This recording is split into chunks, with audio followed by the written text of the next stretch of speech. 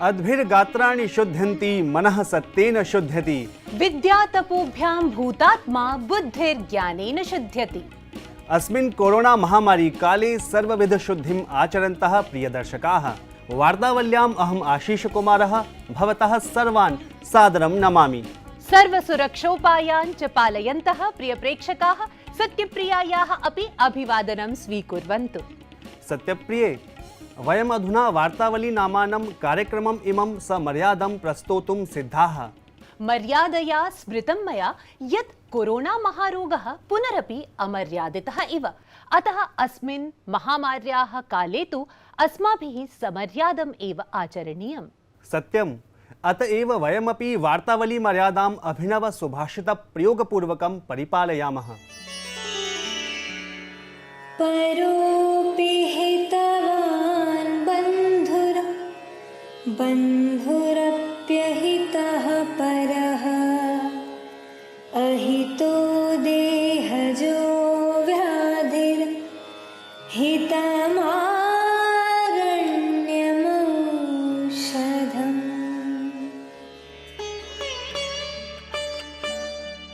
यदि कोई पराया होकर भी हित करे तो उसे उसी तरह परिवार के सदस्य की तरह मान लेना चाहिए, जैसे जंगल की औषधि जंगल की होकर भी लाभ ही पहुंचाती है। जबकि आपका अपना होकर भी कोई अहित ही करे तो उसे ठीक उसी तरह समझना चाहिए, जैसे शरीर के किसी अंग में रोग हो गया हो। If someone works for your good, even if an outsider, must be considered your own, just as a herb that grows in the forest but works towards your healing, while someone your own working against you must be considered as a diseased limb. सत्यं हितम् आरण्यम् अपि औषधम्। ईदृशाः सुभाषितप्रयोगाः अस्मान् सर्वान् अपि विशेषतः समाचरितुं प्रेरयन्ति, अतः अनुकरणीयं सर्वैः। आशीष, सदसद्वृत्तिकः खलु अयं संसारः, अतः अनुकरणाय तु सर्वं सुलभम् एव अत्र। परम् अधुना तु वैश्विकं घटनाक्रमं समीक्षितुं संक्षिप्य इमाः प्रवाही वार्ताः प्रस्तूयन्ते। प्रधानमंत्री नरेंद्र मोदी राज्यैः समम् अकरोत् कोरोना संक्रमण स्थिति समीक्षोपवेशनम्। संक्रमणम् अवरुद्धुं राज्यानां मुख्यमन्त्रिणः स्वकीयान् परामर्शान् तत्पुरतः उपास्थापयन्। यः प्रधानमन्त्री अब्रवीत् यत् कोरोनारोधकस्य सूच्यौषधस्य प्रयोगार्हतामाप्ताः अचिरादेव एतत् सूच्यौषधं गृह्णीयुः। केन्द्रीय स्वास्थ्य मंत्री डॉक्टर हर्षवर्धनः समुदघोषयत् यत् प्रायः 4.5 संख्याकान्वितं कोरोनारोधि सूच्यौषधपुटकम् अस्ति आपूर्तये सर्वथा सन्नद्धम्।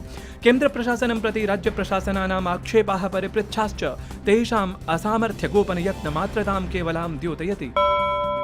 महाराष्ट्र, छत्तीसगढ़, पंजाब, कर्णाटकाद्यनेक राज्येषु कोरोना प्रकोप प्रभावः इतोपि प्रवर्धमानः। दैशिकेषु नवदिल्ल्यादिनगरेषु रात्रिकालिकः जनसञ्चरणरोधः प्रवर्तितः।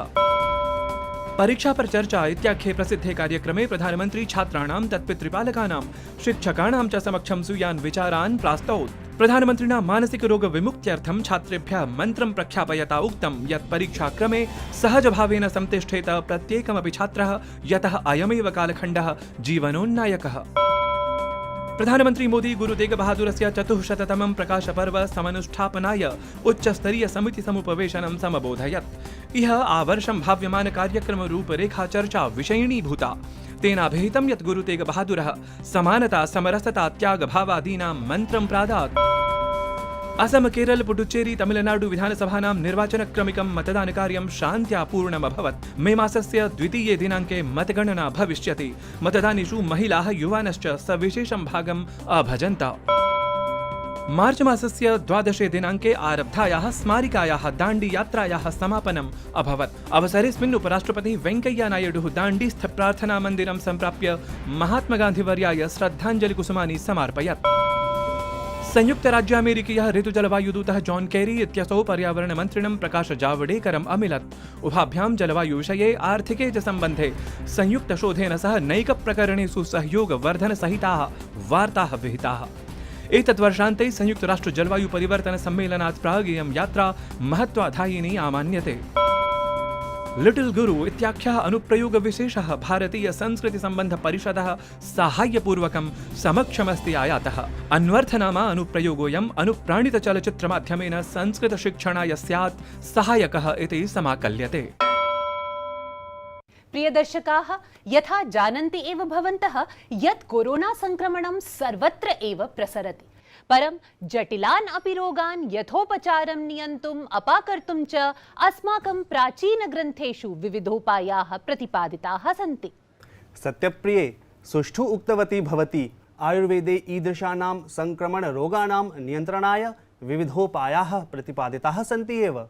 अतः कोरोना विरुद्धस्य युद्धस्य सन्दर्भे आयुर्वेदस्य उपयोगिताख्यापकम् अत्र पुनः प्रस्तुमः।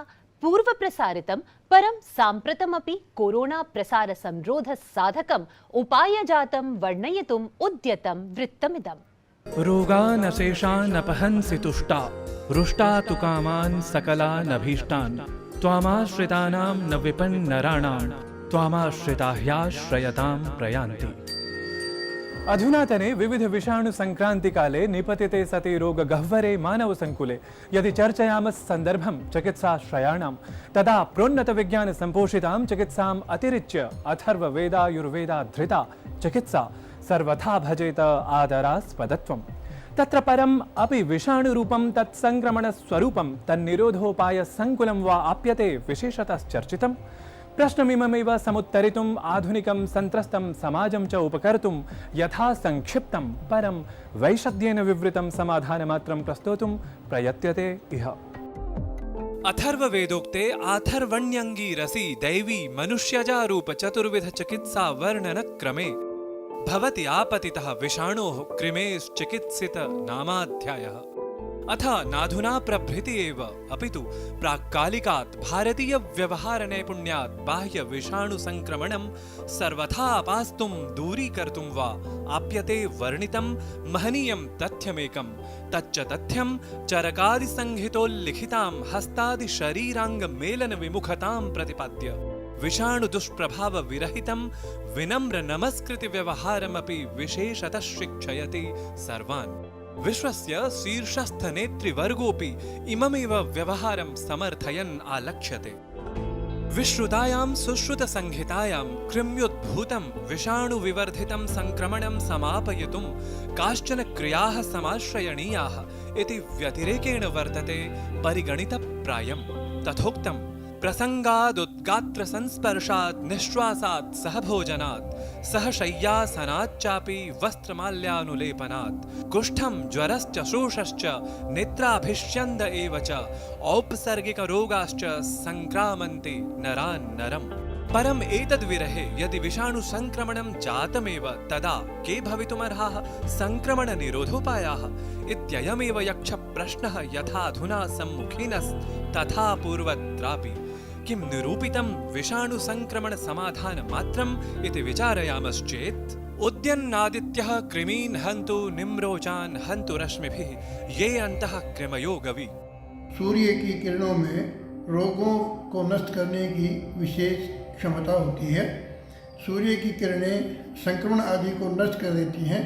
ऋग्वेद के ही एक अन्य मंत्र में सूर्य से प्रार्थना की गई है कि उद्य नद्य मित्रमह आरोहन्नुत्तराम दिवम हृदय रोगम मम सूर्य हरिमाणं च नाशय। सत्यपि आधुनिकं पुरातनं च चिकित्सा विज्ञानोन्नत्यम् इबोला सार्स कोरोनादि विषाणुभिः आधुनिकोन्नतोऽपि समाजः दृश्यते व्याकुलः इव अनुत्तरितः संश्च तत्तदुपचार रूपमुपायं विज्ञातुम्। The only way to survive this is to increase your own immunity, and that immunity can be increased by taking certain types of spices and plant food as recommended in Ayurveda. चिकित्सा महिमान्वितः आयुर्वेदः न हि अधुना प्रभृत्येव पुनरुज्जीव्यमानः इति शङ्क्यम्, अपितु त्रिफल समन्वितं तादृशं च औषधान्तरकुलं बहुविधाः साध्यरोगोपशमनार्थमपि उपयुक्तम् उपयोक्ष्यमाणं च भवितुमर्हम्। कोरोना वायरस के संक्रमण से बचाव के लिए हम गिलोय एवं तुलसी के रस जैसी औषधियों का प्रयोग कर सकते हैं, जिन पर सैकड़ों शोध हो चुके हैं। गिलोय एक पावरफुल एंटीऑक्सीडेंट है जो शरीर की कोशिकाओं के स्तर तक जाकर टॉक्सिन दूर करता है एवं हमें स्वस्थ करता है। अथ षड् रसेषु अग्नितत्व संयुतं कटुरस संपृक्तं भोजनम औषधमपि संक्रमण प्रतिरोधार्थम आयुर्वेद दिशा अत्यावश्यकमेव। कटु रस षड रसों में एक मूल रस है जिसके कारण अग्नि तत्व की प्रधानता होने के कारण वो बॉडी को इम्यूनिटी प्रोवाइड करता है और शरीर में बैक्टीरिया वायरस जैसी चीजों को हटा देता है। न संशयं विषाणु संक्रमणं रोद्धुं ततोधिकं मानवं सर्वथा निरामय स्वरूपं प्रापयितुम् आयुर्वेदाधुनिक विज्ञान चिकित्सयोः समेकितं पारस्परिकं च उपकारकत्वं सर्वसम्मुखं आनेतुं वर्तते प्रासंगिकोऽयं कालः। तदैव सम्पूरितो भवेत् सर्वे सन्तु निरामयाः इत्येवं विधः सदा काङ्क्षितः स्वप्नोऽस्मदीयः। अहो सर्वथा प्रासंगिकम् आपेक्षिकम् अपि कोरोना निवारणोपायपरं वृत्तमिदमासीत्। संस्कृतेन अथ एतद् वाङ्मयज्ञानेन किं किं न प्रस्तोतुं प्रभावयितुं च न शक्येत। सत्यम्। एतद् वैशिष्ट्यकारणाद् एव भाषा इयं सदा सर्वदा अन्यविषयाणामपि विद्वज्जनान् आकर्षयति। तेषु एव अन्यतमः अस्ति दिल्लीस्थे भारतीय प्रौद्योगिकी संस्थाने कार्यरतः प्रोफेसर राहुल गर्ग वर्यः।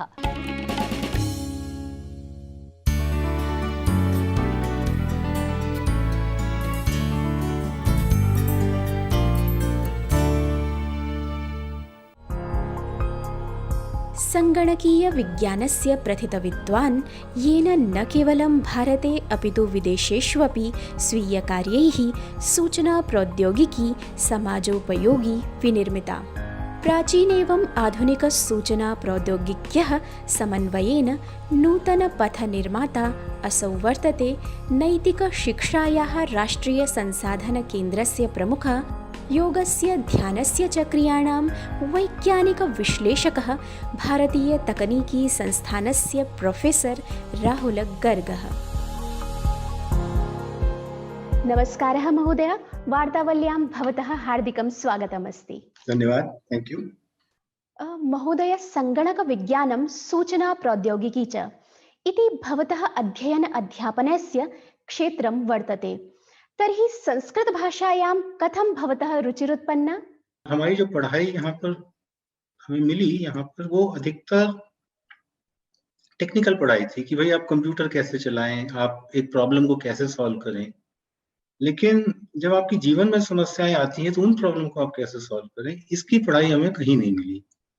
बट किस्मत की बात है कि मेरा एक्सपोजर थोड़ा योग, मेडिटेशन, प्राणायाम से हुआ।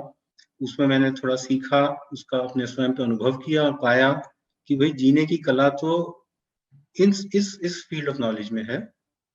और जैसे उस फील्ड को और एक्सप्लोर किया तो फिर ये देखा कि इसमें जो भी लिटरेचर है ये सारा संस्कृत में है। तो अब उस फील्ड में आप थोड़ा डीप जाना चाहते हो और आपके पास लिटरेचर संस्कृत में और आपको संस्कृत नहीं आती, तो एक बहुत बड़ा हैंडीकैप फील करते हो कि आप जैसे अपने देश में ही यहीं की नॉलेज का भी आपके पास एक्सेस नहीं है। तो उससे मेरी संस्कृत में रुचि जागृत हुई। और फिर उसके बाद किस्मत की बात है कि अच्छे टीचर्स मिल गए। संस्कृत भारती एक ऑर्गेनाइजेशन है जिसमें काफी अच्छा काम करती है, तो उनका एक कोर्स किया, उन्होंने संस्कृत इस तरीके से पढ़ाई कि उसकी रुचि उसमें बढ़ती चली गई। और उसके बाद फिर आईटी जब ज्वाइन किया तो इस हद तक रुचि हो गई कि उसमें फिर रिसर्च करनी भी थोड़ी बहुत शुरू कर। महोदय, संगणकीय भाषा विज्ञाने भवता विशदाध्ययनं कृतम्। अस्योपयोगिता विषये बोधयतु। आजकल जैसे नेचुरल लैंग्वेज प्रोसेसिंग का एक एरिया है, इंटरनेट में इतना सारा ऑनलाइन कंटेंट अवेलेबल है, अलग अलग भाषाओं में अवेलेबल है। हम चाहते हैं कि उसका ट्रांसलेशन हो जाए, इंग्लिश से हिंदी, हिंदी से भारत की अनेक भाषाओं में अपने आप ट्रांसलेशन हो जाए। और हम उससे बहुत सारी अलग तरह की इंफॉर्मेशन निकालना चाहते हैं। जैसे गूगल एक कंपनी है, तो इस पे काम करती है कि कोई व्यक्ति किसी चीज को खोज रहा है तो वो एक सर्च के कीवर्ड दे देता है और उससे वो ये निकालते हैं कि वो क्या खोजने की इच्छा है या उसकी क्या इंटेंट है।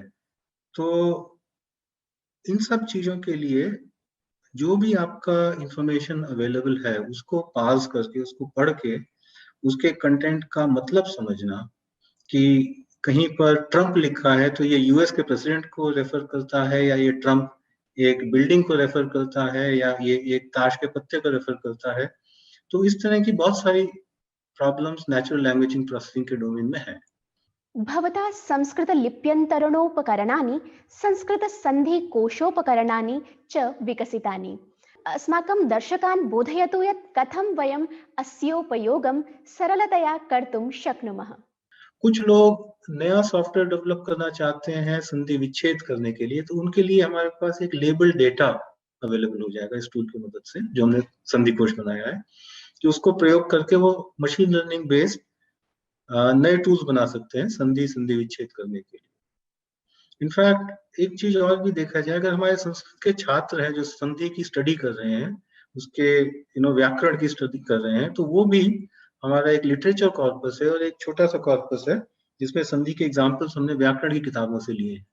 तो ये छात्र अपना संधि का ज्ञान को टेस्ट करने के लिए उन एग्जाम्पल्स को लेकर उनकी संधि करके देख सकते हैं कि उनमें से कितनों की उनकी संधि ठीक होती है, कितनों की नहीं। हमने ऐसी कोशिश की है कि ये टूल है, खासतौर से यह वाला जो कॉर्पस है, इसमें अष्टाध्यायी के सारे रूल्स कवर्ड हो, तो जो भी संधि से रिलेटेड है। तो अगर कोई छात्र इसमें 100% नंबर ले आता है, हम बड़े कॉर्पस की बात नहीं कर रहे, छोटे वाले जो कॉर्पस है जो उसमें, तो हम ये कह सकते हैं, और एटलीस्ट वो स्टूडेंट कह सकता है कि उसका ज्ञान इसमें अच्छा है। तो इसका एप्लीकेशंस हमारे कंप्यूटर की भाषा में, टूल्स डेवलप करने में, और फाइनली संस्कृत के छात्र अगर अपनी नॉलेज टेस्ट करना चाहें तो उसमें हो सकता है। महोदय, कोरोना संक्रमणस्य उपचाराय योगायुर्वेदाधारितम् इंटीग्रेटिव थेरेपी इति विषयम् अधिकृत्य भवता गहनशोधः कृतः। अस्य परिणामः के सन्ति? हमने इस पे करीब 1 साल से काम कर रहे हैं, कोविड-19 और योग के आधार पे। इस पे हमारा जो पहला पेपर है वो ऑलरेडी पब्लिश्ड है, ये journal of medical case reports पे। इसमें हमने हाई रिस्क कोविड पेशेंट्स लिए। सो कोविड में क्या होता है, जिन पेशेंट्स को एस्मा, हाइपरटेंशन, ओल्ड एज या डायबिटीज होती है, उनका बीमारी की वजह से तबीयत को ज्यादा खराब होना या इनफैक्ट इवन डेथ होने के चांसेस काफी ज्यादा होते हैं, इसलिए उनको हाई रिस्क केसेस कहा जाता है। तो हमने हाई रिस्क केसेस को स्टडी किया। हमारा पहला हाई रिस्क जो केस था, उसको हमने टेलीमेडिसिन के द्वारा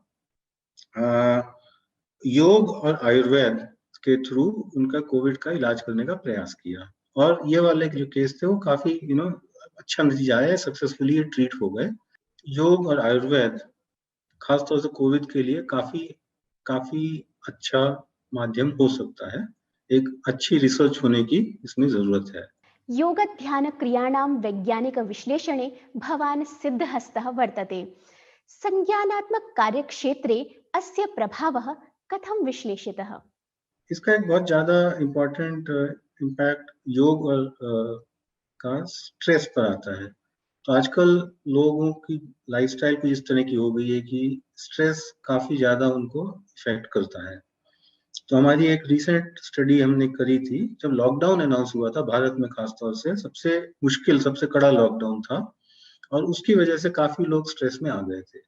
तो हमने क्रॉस सेक्शनल स्टडी की, लोगों को सर्वे भेजा, उससे पूछा कि आप योग करते हैं, नहीं करते। उनका स्ट्रेस लेवल हमने साइकोमेट्रिक क्वेश्चनर्स के थ्रू मेजर किया। हमने ये भी पूछा कि आप अलग तरह की स्पिरिचुअल प्रैक्टिसेस करते हैं क्या। तो हमने यही पाया कि स्ट्रेस, जो लोग योग करते हैं और इवन जो लोग स्पिरिचुअल प्रैक्टिस करते हैं, उनका भी स्ट्रेस से डील करने में ज्यादा अच्छी तरह से सक्षम होते हैं। इनफैक्ट अनदर एक अच्छा रिजल्ट था कि जो लोग ने योग सिर्फ कोविड लॉकडाउन पीरियड में शुरू किया, उनको भी इससे स्ट्रेस में डील करने में मदद मिली।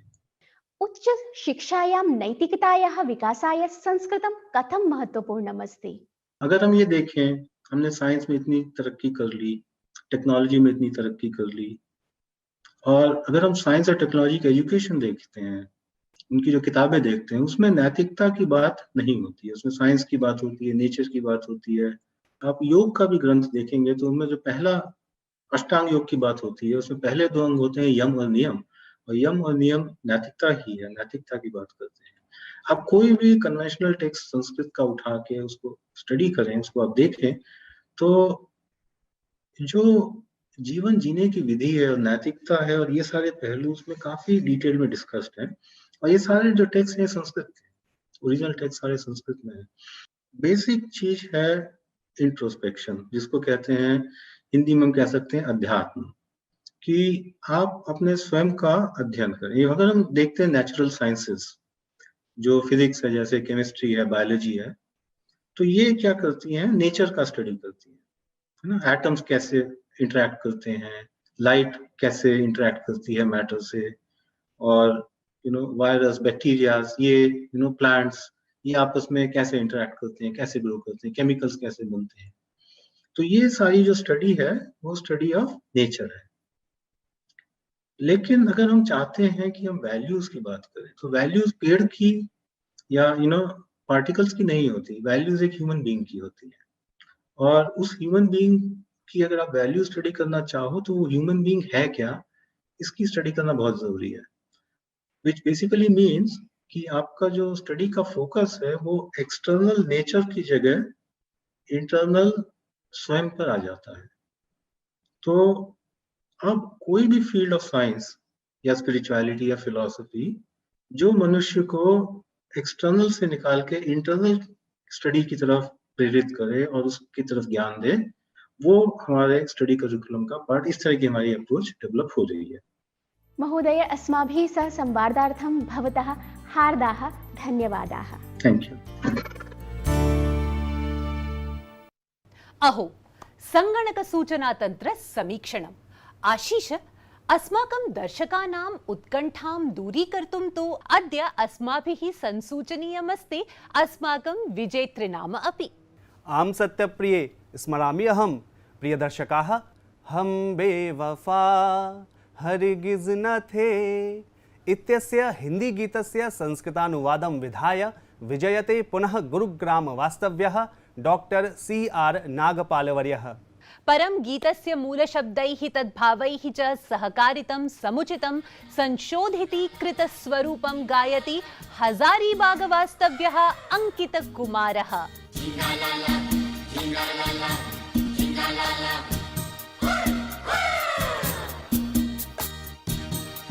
नैष्ठिको न कथमपि अहं न निष्ठां परं कर्तुमाशिकं तद्दण्डनम् अवाप्नुवं स्खलितं नयाम् अगर्वम् अहं न नैष्ठिको न कथमपि अहं न निष्ठां परं कर्तुमाशुकम्।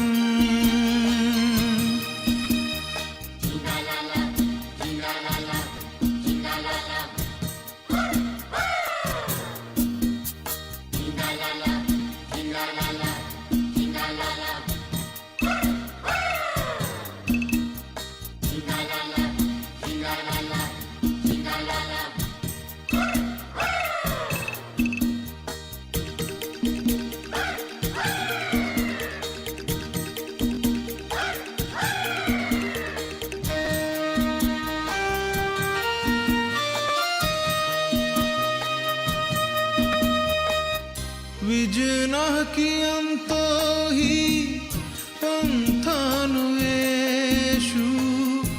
एकाकी अधुनापि असञ्चरन्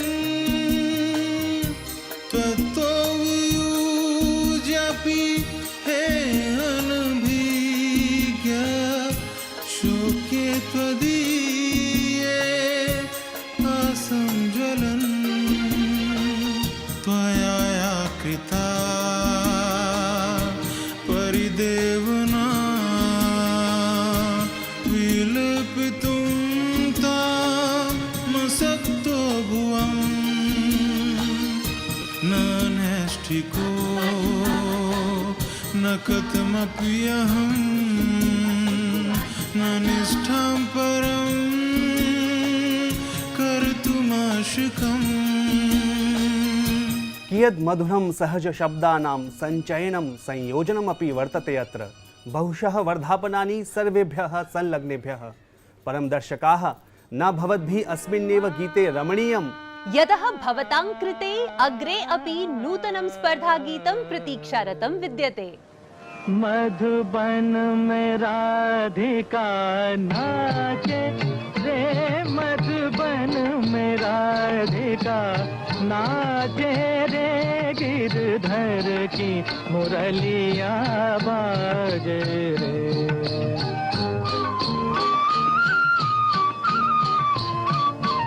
गिरधर की मुरलिया बाजे रे, मधुबन में राधिका नाचे रे। दर्शकाः, अस्य गीतस्य गेयतानुकूलः मौलिकानुवादः भवद्भिः एप्रिल् मासस्य 19 दिनाङ्कं यावत् प्रेषणीयः। ततः अस्यैव मासस्य 24 दिनाङ्के स्पर्धा विजेतुः घोषणा च करिष्यते। प्रिय प्रेक्षकाः, भवद्भिः विहितं प्रतिक्रिया प्रेषणम् एव अस्माकं बलम्। तद् बलमेव वर्धयितुम् अधुना तु प्रयातव्यम् अस्माभिः। अधुना तु समयसीमा संसूचयति पुनर्मेलनक्रमं। तर्हि प्रेमपूर्वकम् अनुज्ञापयन्तु भवन्तः। स्मरन्तु च कोरोना संक्रमण कालेदं यद् औषधेन सह सुरक्षा अपि आवश्यकी। नमो नमः। दृष्टं यत्त्वया श्रुतं सत्यं परं, कियत् सत्यमेतत् ज्ञाता कोऽयि, स्याद् वञ्चना ते काचित् दत्ता मया, वञ्चनानुभूता वा काचित् त्वया। इह प्रेमनी सतो असतः निर्णेतुं त्वन्नाशकः, न नैष्ठिको न कथमप्यहं, न निष्ठा